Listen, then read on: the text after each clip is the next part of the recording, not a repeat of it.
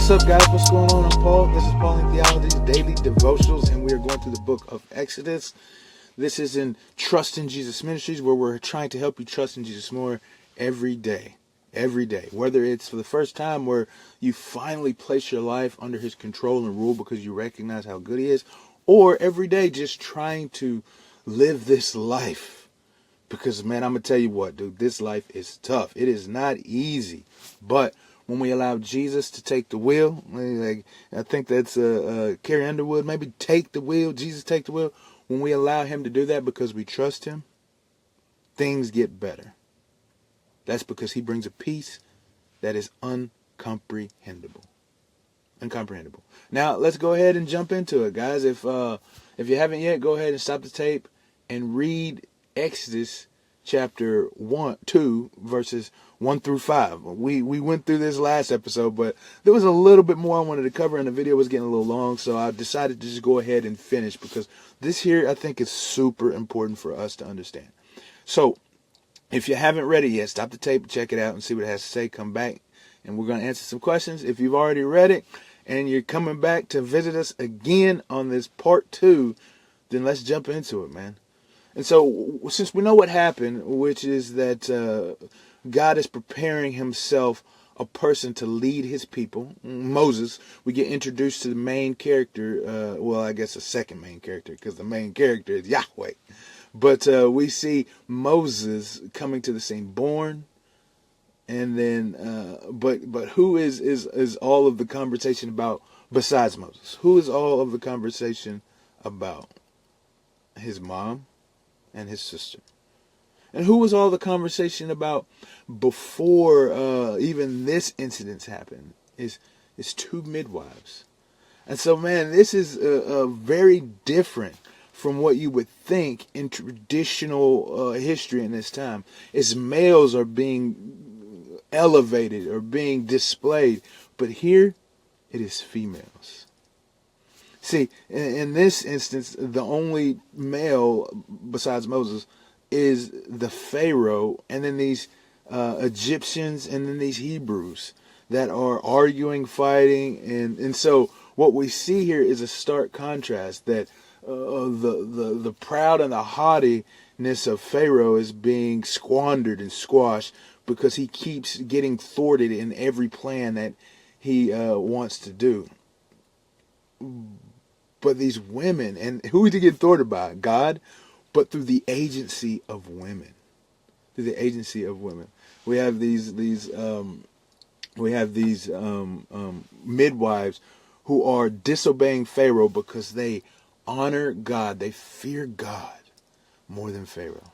And now we have this woman here who is standing up in her way to Pharaoh by keeping this child who she sees is something special. And then not only that, but now it is his sister, who we'll get to meet and know more of later, who stands by to see what's happening. And then we're going to see even more of women taking great roles in the salvation of their people through God's graciousness in their lives. And so this is awesome, man. This is awesome.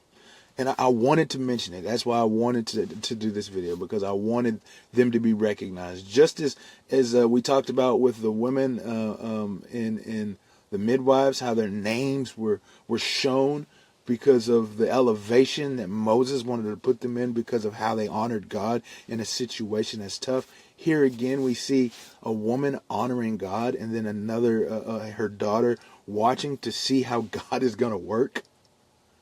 This is great. This is great. And I wanted to mention it because, well, we'll do that in application. But first off, what does this say about God? Is that God uses people whom others think are not useful. Okay? Not to say anything that women aren't, because we see here they are. They are infinitely useful because, man, God is moving and doing things through these women that's preserving His people. He's using these women to preserve His people, man. But at that time, man, it would seem as if women were a castaway, an object to be used in whatever capacity they desired. But here we see God using these women for His good, His will, and His glory. which they are being remembered for and honored for. But that's what God does. He uses people that people think aren't being used. And so let's take this further as we move on to what's to say about man. It's going to connect with God too. It says that God can use you. Because I know sometimes we feel as if we are unusable, that we are not of the right sort, the right stock. But God says, I made you. So the stock that I put you in, created you with, that's what I want to use. And even if people think that you can't make it, trust me. Trust me. See, that's what it gets when we study and we understand and we know God more and we trust Him more. Then we recognize the gifts that God has given us, that we can use those for His glory. That even some of the things that people say are curses rather than blessings, we can use those to give honor to the Lord. See, that's what it says about man, is that God uses us regardless. So if there's something that you feel is off or is different or strange about who you are, embrace that for the glory of God. Embrace that for the glory of God. So how do we apply this truth to our lives, man?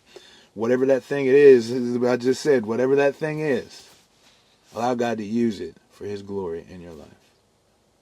Don't think that whatever it is that you feel is broken about you, God is redeeming that in you so that you can use it to glorify His name in your life and in the lives of others. So what is that thing today?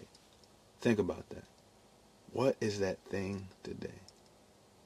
And I know I should end it there, but I forgot to mention one more thing I wanted to talk about as we were reading through this, is that God uses families. God uses families. He honors families and allows them to bring glory to His name as a unit. You see, it is not just the mother of Moses, but also the daughter of Moses. And if it's the mother and the daughter of Moses, then obviously it's going to be the father as well of Moses. Because that baby can't be hid without the approval of the father. And then finally, he has a brother too. We're going to see that later on, Aaron, who's his brother. And this is Miriam, the daughter. But we're going to see this whole family coming together for God's glory. This is the thing that God desires, is for a family to honor Him, man. And He uses families. And so a second thing that we could talk about in application is, how is God using your family? And how are you actively participating in bringing glory to the name of God through your family? Through your family. Appreciate you guys for listening, and I'll see you in the next episode.